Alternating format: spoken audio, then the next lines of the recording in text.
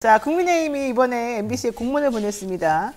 이 특정 언론사에 대해서 구체적인 보도 내용을 그렇게 한 근거가 뭐냐. 근데 사실 그 내용을 제가 읽어봤는데 보셨잖아요? 네, 저도 봤습니다. 공문 내용이 사실 상당히 좀 무시무시하더라고요.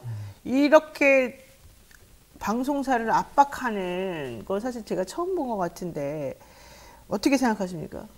우선은 사실 지금 이 비속어 논란에 대해서 사실 외교적인 국격이 좀 떨어졌다는 비판이 분명히 있는 것이고, 이것은 손바닥으로 하늘을 가릴 수 있는 건 아니거든요. 국민들이 이미 눈과 귀로 다 들었기 때문에 네. 사실 있는 그대로 사실을 직시하고 거기에 대해서 해명과 사과 이랬으면 끝났을 일인데, 사실 상당히 좀 민망한 상황이다 보니까 좀 이제 화를 내는 것 같습니다. 근데 그 화의 대상이 아무래도 국민들 상대로 할 수는 없으니까 그 왜 보도를 그렇게 했냐 해서 이제 MBC에다가 화풀이를 하는 격인데, 저는 윤석열 정부가 자유라는 개념을 지금 강조하고 있고 저는 그 시대 정신에 대해서는 동의를 합니다. 그렇다면 그 자유라는 것이 나만의 자유, 이기적인 자유가 아니라 모든 국민과 모든 언론이 자유로워야 되는 것인데, 지금은 그런 자유라는 것을 말로 하는 것과 행동은 너무 달라서 또 국민들께서 좀 많이 실망하시는 거 아니냐, 저는 그렇게 보고 있습니다. 그 김용태 전 최고는 바이든으로 들리냐 날리면으로 들리냐 물어봤더니 처음에 바이든으로 들었는데 나중에 보니까 날리면으로 들리더라, 이런 얘기를 했었어요.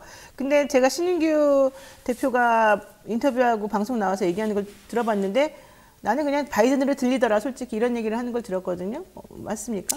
그게 여러 영상 분석본이 있는데요. 저는 그냥 처음에 들었을 때, 제가 처음에 들었을 때 저는 바이든으로 들렸습니다. 근데 들린 것 자체는 사실인데 날리면이라고 또 해명을 13시간 있다 하기 때문에 저도 날리면인가 하고서 들으니까 또 그땐 날리면으로 들리더라고요. 그래서 저는 바이든으로 들었던 이유 중에 하나는 당시에 이제 외교 현장, 거기서 48초의 미팅을 하고 대통령께서 내려오시는데 표정이 썩 밝아 보이지는 않았어요. 그렇죠. 아무래도 아쉬움이 많으셨겠죠. 그러다 보니까 국회에서 승인을 안 해준다. 그러니까 승인이라는 개념이 사실 의회라고 해야 되는데, 그 이제 승인이라는 단어가 나오면서 그러면은 쪽팔린다 그러면은 그 주체가 나와야 되니까, 그쵸. 당연히 주체가 이제 바이든으로 이렇게 들렸거든요. 그래서 이거를 날리면으로 그 해명을 한 것 자체도 좀 의구심이 있었고, 또 하나는 만약에 날리면으로 했다 그러면은 그렇게 13시간 동안 전 외교적인 소위 말하는 참사가 이루어질 때까지 왜 방치했는가라는 게 잘 이해가 안 되거든요. 네. 그래서 저는 바이든 날리면 논란은 여기까지 하면 좋을 것 같고, 핵심은 그럼 소위 말하는 해도 되나요? 이 새끼? 네. 그래서 이 새끼라는 그런 발언이 나온 게 저는 국민들의 가슴을 좀 아프게 했다. 우리 대통령을 그런 어휘를 쓰는 분으로 인정하고 싶지는 않을 거거든요. 그래서 저는 할 수 있거든요. 그러면 사과를 하면 된다. 저는 이렇게 봅니다. 사실 조응천 민주당 의원이 검사 생활 오래 하면은 그 새끼란 말이 사실은 입에 붙는다, 억울하겠다 이런 얘기인데, 전 억울하겠다는 말엔 동의하지 않고 그 말이 입에 붙는다는 말에는 사실 좀 동의를 해요. 그래서 처음에 그 얘기 나왔을 때 솔직히 바이든이 조금 우리가 1억 달러를 냈는데도 태도가 좀 그러니까 기분 나빴을 것이다. 그래서 그런 의미에서 맥락도 그렇고 또 좀 민망하기도 하고, 그래서 당연히 그런 말 했을 수 있다고 생각했거든요. 근데 너무 말씀을 그렇게 하시니까 좀 당황스러웠고, 또 하나 이게 나왔어요. 어제 KBS에서 보도 나온 게 하나 있었었는데, 그리고 나니까 딴 언론사에서 나왔지만, IRA 그 법 관련해가지고 이렇게 될 줄 몰랐다고 처음에 대통령이랑 외교부가 그렇게 말했었잖아요. 그런데 그게 아니라 펠로시 하원의장이 왔었을 때 이미 대사관에서 관련된 자료들을 다 보내줬었다, 보고가 있었다라는 게 어제 KBS에서 나온 얘기였었어요. 근데 그때 대통령은 연극 보러 가시고 휴가 기간이라고 해서 펠로시 안 만났다가 나중에 마지못해 전화통화하시고 이랬을 때 그 내용이 보고가 제대로 안 됐었던 거 아니냐. 그래서 외교부가 일을 잘 못한 거 아니냐, 이런 얘기 나왔었거든요. 참모진들도. 그러니까 저는 근데 거기에 대해서 또 대통령실의 반응은 그 초창기였기 때문에 그런 보고 아니었다, 이게 사실 무근이다, 가짜뉴스다, 이렇게 또 반응이 나왔단 말이에요. 그러니까 이거 사실 그럼 명백하게 근거가 있어서 보도까지 KBS 하고 그랬는데 또 이거를 가짜뉴스라고 막 해버리니까, 이 정부 좀 너무 거짓말 많이 하는 거 아니냐, 너무 우리들이 빤히 보이는데 우리를 너무 좀 하찮게 여기는 거 아니냐, 이런 생각이 좀 들었거든요. 그건 어떻게 보세요? 우선은 사실 그 외교 문제에 있어서는 전 국민이 좀 한마음으로 대한민국의 이익을 위해서 그렇죠. 우리가 뭉치는 것이 참 맞는데, 여러 가지 지금 외교 문제 관련해가지고 지금 이 비속어 논란 빼고도 그렇죠. 여러 가지 좀 부실한 부분을 많이 보여준 것도 사실입니다. 그래서 저도 매우 안타까운데, 사실 그 문제의 원인을 정확하게 짚어야 되고 또 정확하게 짚힌 문제를 교정을 해야지 바뀌지 않겠습니까? 그렇죠. 근데 지금 제 상황을 봤을 때는 민주당에서도 이것을 그냥 통으로 묶어가지고 그냥 박진 장관 해임 건의안 이런 식으로 너무 좀 급발진을 한 것 같고, 또 대통령실 입장에서도 어떤 부분이 잘못됐는지 야당 얘기를 좀 잘 들어보고 고칠 생각을 해야 되는데 그냥 뭐 다 잘못 없다, 다 잘했다 이런 식으로 나오니까 서로 대화가 안 되는 거거든요. 네. 저는 매우 안타깝게 생각하고 조금 언론에서도 어떠한 부분들이 더 잘못됐는지를 좀 세밀하게 좀 짚어줄 필요가 있다 이렇게 봅니다. 일단 저는 그런 거 부인하고 보는 거, 발뺌하고 보는 거, 자꾸 막 국민 상대를 아니라고만 하는 거, 해명 제대로 안 하고 그냥 화만 내는 거, 이런 게 조금 바뀌었으면 좋겠다는 생각이 듭니다.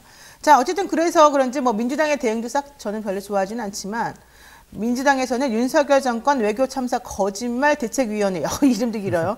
이런 걸 만들었단 말이죠. 그러면서 전반적인 대응을 하겠다 이런 얘기를 지금 하고 있습니다. 이거는 조금 너무 오바인가요?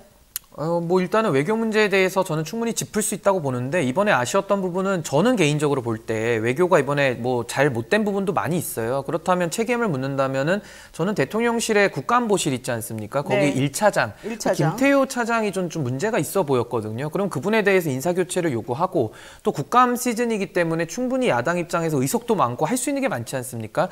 그런 식으로 좀 여론을 환기하면서 국민들 상대로 본인들의 정당성을 입증을 하는 시간이 있어야 되는데, 이건 뭐 대통령 비속어 논란이 있으니까 국민들이 여론이 들끓었잖아요. 거기에 그냥 해임 건의안이라는 걸 얹어가지고 본인들의 힘 자랑하는 느낌이 또 나기 때문에, 이것은 국민의힘이나 정부 여당이 잘못했지만 또 민주당도 대응을 잘못함으로써 이거 뭐 둘 다 지금 뭐 하고 있냐, 이제 국민들은 이제 그런 식으로 양비론으로 빠진단 말입니다. 네, 네. 그래서 이런 식의 대응은 좀 바람직하지 않다 이렇게 봅니다. 사실 그 외교안보 1차장 얘기는 뭐 계속해서 나오고 있는 것 같아요. 그분이 지금 대응을 제대로 못하고 있다. 경솔하셨던 것 같아요. 네, 그런 얘기도 많이 나오고, 민주당 대응에 대해서도 뭐 잘했다라고 하는 사람도 있고 아니다 이런 사람도 있고 이런 것 같습니다. 자, 어쨌든 중요한 건 이거죠.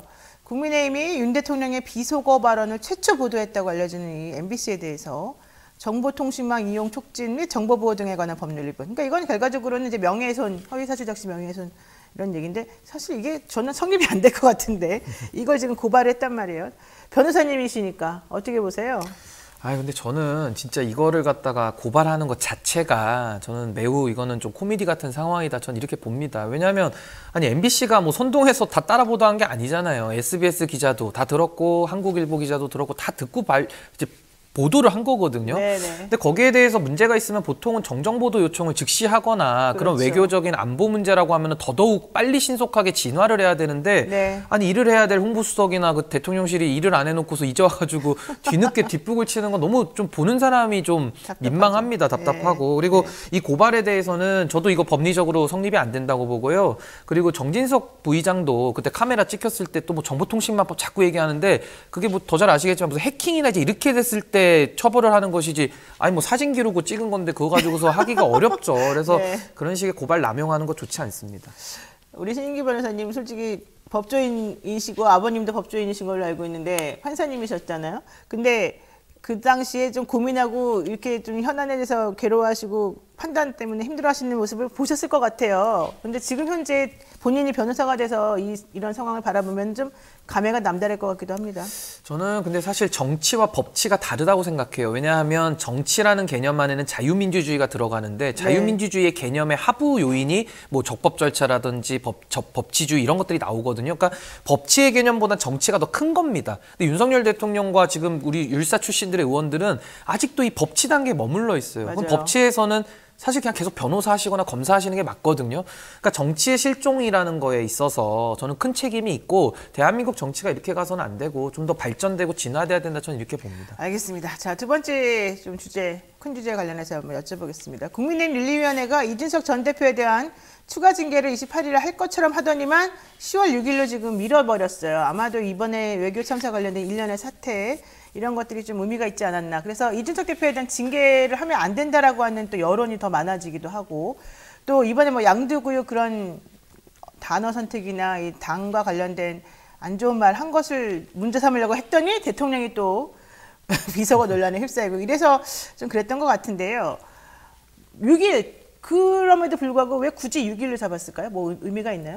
우선은 저는 이 징계를 지금 왜 하는지 잘 모르겠습니다. 왜냐하면 정치인의 발언을 가지고서 징계한다라는 것은 국민들이 동의 못할 걸 뻔히 아는데 네. 이걸 왜 하는지 모르겠고, 뭐 굳이 추론하자면은 과거부터 계속 이준석 대표에 대해서는 뭐 윤리 부위원장 출신인 유상범 의원 같은 경우도 뭐 MBC 카메라에도 잡혔고 문자에도 나온 내용이니까 그렇죠. 계속 답을 제명으로 정해놓고 징계를 하고 있는데 세상 어디에서도 징계라는 것을 수위를 먼저 제명 정해놓고서 하는 것은 없거든요. 그리고 네. 지금도 징계를 왜 하는지, 그러니까 예를 들면 검찰에서도 공소장을 쓸 때 혐의를 적시해서 재판에서 방어권을 행사하는데 지금 이준석 대표 입장에서는 뭘 방어해야 되는지도 모르겠어요. 그냥 답은 그래요? 제명인 것 같아요. 제가 볼 때는. 답은 무조건 제명인데 어떻게 방어해야 될지 모른다. 그럼 뭐더러 싸웁니까? 그냥 답이 제명이면 그냥 오늘 제명하지 뭘 6일까지 끕니까? 어차피 제명할 건데. 그래서 네. 저는 6일로 정한 것은 아무래도 이양희 위원장이 임기가 14일이기 때문에 그 이전에 좀 마무리하고 가겠다라는 의지가 있는 것 같고, 저는 이런 식의 감정 징계 내지는 뭔가 이렇게 좀 혼내주는 징계 이런 것들은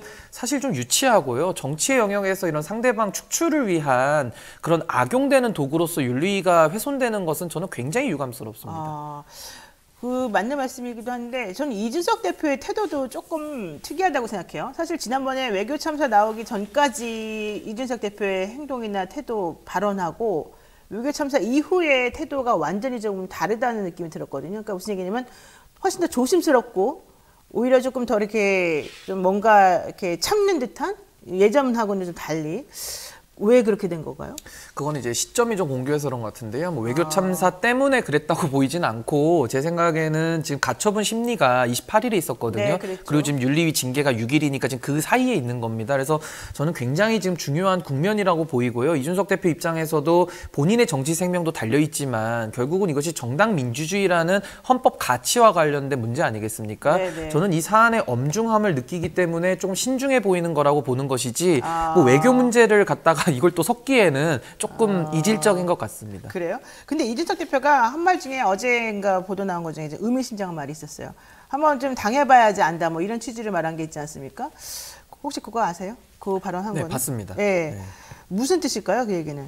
뭐 그냥 일반론을 얘기한 거 아니겠습니까? 사람이 일반론이요? 경험으로 배우고 뭐 책을 읽으면서 아는 것도 있지만 여행을 가서 실제 현지를 보면서 느끼는 게 더 다르지 않습니까? 그래서 그런 직접 경험의 효과를 더 말씀하는 것 같고, 지금 우리 당의 국민의힘의 상황은 상당히 지금 어려운 국면으로 가고 있습니다. 이것이 처음에는 뭐 일부 의원들의 줄서기 내지는 윤핵관이라는 일부가 잘못했다라고 우리가 봤는데, 그랬죠. 지금에 와서는 뭐 초재선부터 가릴 거 없이 일사불란하게 정말 군사작전 하듯이 이렇게 가고 있거든요. 뭐 예를 들면 이번에도 MBC 항의 방문하러 가는데, 네. 아니 그 안에서 누구 하나 이거 잘못됐다 이렇게 하면은 여론에 역풍 맞는다 얘기하는 분이 없어요.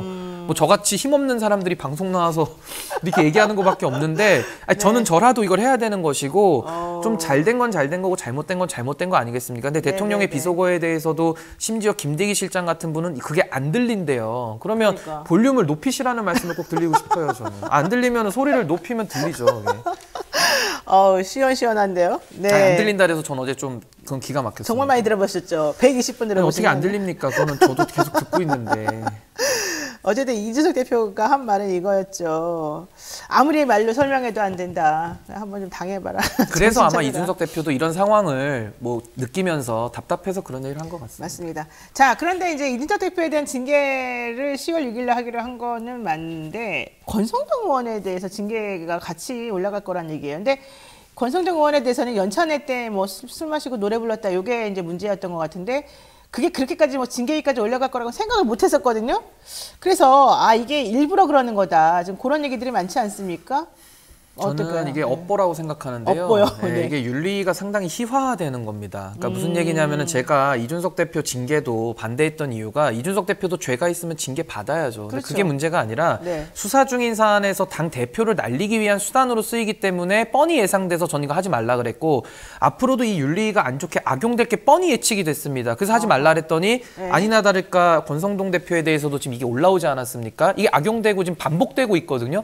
현 윤리가 굉장히 희화화되고 있고, 이거 징계 개시를 불개시를 해야 되는 사안인데 또 불개시할 수도 없어요. 또 이준석 대표를 했기 때문에 여기도 해야 되는 겁니다. 네. 이러면 당을 운영하기가 어렵고요. 저는 당시에 이제 징계 사유라고 하면은 오미자 주스를 저녁에 먹고 그 수해 때문에 금주령을 내렸다가 그걸 이제 몇 시간 후에는 술 먹으면서 노래를 불렀기 때문에 좀 네네. 징계하겠다는 것인데, 그러면 그날 있었던 의원들 다 그 자리에 있던 분들 다 징계 같이 같이 해야지. 해야죠. 이걸 또 왜 권성동 대표만 뭐 노래 불렀다고 하는 겁니까? 그건 아니죠. 그래서 저는 지금 윤리위가 너무 희화화되고 있고 당의 품위를 더 유지하고 당의 위신을 세우기 위한 기관인데 지금 뭐 하고 있는지 저는 정말 묻고 싶습니다. 그러니까 윤리위원회가 권성동 원내대표까지 같이, 이건 사실 외부에서 고발 들어간 거에 대해서 이렇게 하는 경우가 없었다고 제가 들었는데. 불개시를 하면 되죠. 네, 그러니까 불개시하는 게 원래 그동안의 행동 관례였는데 이렇게 하는 것 자체는 이준석 대표를 징계하려는 명분으로 지금 삼으려는 것이다 이런 얘기이기 때문에. 근데 저는 권성동 대표에 대해서도 그런 식으로 희생양 삼는 거 저는 반대입니다. 권성동 대표가 아니 희생양일까요? 왜 지금 여기서 네. 또 윤리위에서는 사실 그날 있었던 의원님들 많은데 왜 그분만 콕 집어가지고 이렇게 올리는 거는 저는 이건 그러니까 저는 이준석 대표 편도 아니고 권성동 대표 편도 아닌데 이런 식으로 윤리위가 자꾸 희화되게 당을 망치는 것은 정말 윤리위원들 좀 윤리위에 올리고 싶어요. 제 마음은. 야, 근데 외부 위원들이라 윤리위에 못 올립니다. 저랑 생각이 비슷비슷해지고 계시는데 그 김성원 의원 그 수해 때 가서 봉사하다가 뭐 비 왔으면 좋겠다 말한 그분도 당원권 정지 6개월이라는 중징계를 받았단 말이죠. 그분도 사실은 이준석 대표 6개월 중징계 때린 것하고 연결해가지고 그렇게 심하게 나온 거다 이런 얘기 나오고 있어서 예, 사실은 뭐 우리 당은 아니니까 하고 뭐 저는 당이 없으니까 좀 그렇긴 합니다만 어쨌든 특이하게 가는 것 같습니다. 자, 그저께라 그래야 되나 이준석 전 대표가 가처분 신청 낸 거 법원이 인용을 할지 안 할지 아직은 잘 모르겠습니다만은 만약에 인용을 해준다 그러면은 좀 양상이 달라질까요? 이 징계나 이런 거 관련해 가지고도 저는 이제 그 가처분 결정 1차가 나왔고요. 1차에서 인용이 나온 거죠. 사실상 그렇죠. 이준석 대표가 예, 완승을 다 이겼죠. 했는데 예. 내용 판단까지 했으니까요. 2차 가처분은 다 취하를 했습니다. 왜냐하면 비대위원들이 다 사퇴를 했기 그렇죠. 때문에 이제 남은 거 3, 4, 5차인데 사실 그냥 쉽게 얘기하면 정진석 비비대위에 대한 운명을 가르는 결정입니다. 저는 여기에 대해서는 법원 입장에서 과거의 정당민주주의 훼손이라는 것이 고쳐진 게 하나도 없어요. 거기다가 소급입법 문제라든지 공무단인권 제한, 처분적 법률 뭐 여러 가지 헌법 위반 사안들이 더 농축돼 있거든요. 그러니까 그렇죠. 더 악화돼서 온 겁니다. 그렇다면 저는 똑같은 판사님이 소신을 바꾸지 않는 이상은 전 당연히 인용이 나오는 건 수순이라고 보고요. 여기서 수순으로 이제 인용이 나왔는데 또 이거를 부정한다? 그럼 이거는 거의 사법부 무시 아니겠습니까? 네. 전 이런 식으로 공당이 가서도 안 되고요. 그렇게 한다 그러면은 국민적 역풍이 우려가 되기 때문에 저는 당에서도 그렇게 못할 거라고 봅니다. 그래서 그 다음에 마지막 남은 카드가 이준석 대표 개인에 대한 징계인데 징계로서 제명을 해서 이제 그렇죠. 내보내겠다라는 네. 건데 그거 내보내면 그건 가처분 할 거고요. 그건 국민들의 한 80%가 동의할 거라고 봐요. 왜냐면 그렇게 할 수 있는 건 아니거든요. 그래서 저는 가처분 결정 지금 나오는 결정이 상당히 유의미한 어떻게 보면 그 모든 논란의 종지부를 찍는 마침표가 될 거다 이렇게 봅니다. 그러니까 만약에 뭐 기각이 나온다 그러면은 당원권을 아예 제명시켜버리는 쪽으로 가면서 국민의힘이 힘을 쓰겠지만 만약에 인용으로 나온다 그러면은 징계를 그런 식으로 하지는 못할 수 있겠다. 또 그래서도 안 된다. 오히려 인용이 나와야 저는 이 혼란이 좀 정리될 거라고 봅니다. 그러니까 인용이 1차 돼야. 결정에 대해서는 사법부를 또 부정하고 뭐 무슨 좌파 판사니 또 이런 식으로 공격했지만은 네. 이렇게 계속 할 수는 없거든요. 그렇죠. 예, 이거 국민 여론이 굉장히 안 좋아질 겁니다. 네. 그럴 수 있겠습니다. 근데 그 당시에 가처분 판사님이 엄청나게 후폭풍을 맞았다는 얘기가 있어가지고 사실 부담이 많이 될 것 같습니다. 자, 29일 어제 박진 외교부 장관 해임 건의안이 국회 본회의를 통과했습니다. 뭐 국민의힘 사람들은 전부 다 단체로 퇴장을 해버렸습니다만은 결과적으로는 단독 처리가 된 거거든요. 이거는 어떻게 보실까요? 저는 아까 서두에도 말씀드렸다시피 민주당이 근육 자랑을 한 거고요. 저는 상당히 부적절한 과잉 대응이다 이렇게 봅니다. 마치 국민의힘도 지금 비속어 논란을 MBC에 대해서 희생양 삼고 항의 방문하는 거랑 저는 똑같다고 보고요. 특히 민주당은 169석이라는 다수의 의석을 점하고 이거 사실 의회 권력을 가지고 있거든요. 근데 저는 그 힘을 갖다가 왜 이런 식으로 쓰는지 참 의아하고 이건 뭐 국민들에 대해서 좀 이렇게 안중에도 없다. 그냥 자기들의 정치를 위한 정치라는 것이고 국민의힘도 나쁜 정치 하는데요. 저도 저희 당이지만 제가 비판을 합니다만은 민주당은 이것도 비판을 안 할래야 안 할 수가 없습니다. 그래서 저는 국회에서 이런 식으로 가는 거 적절치 않고 올바른 해결책이라고 한다면은 외교 문제에 대해서 저는 국감을 통해서 꼼꼼하고 실력 있게 짚으면서 국민들 앞에 어필을 해야 된다. 저는 이렇게 봅니다. 근데 예전에 해임 건의안 나왔던 사례들을 살펴보게 되면요.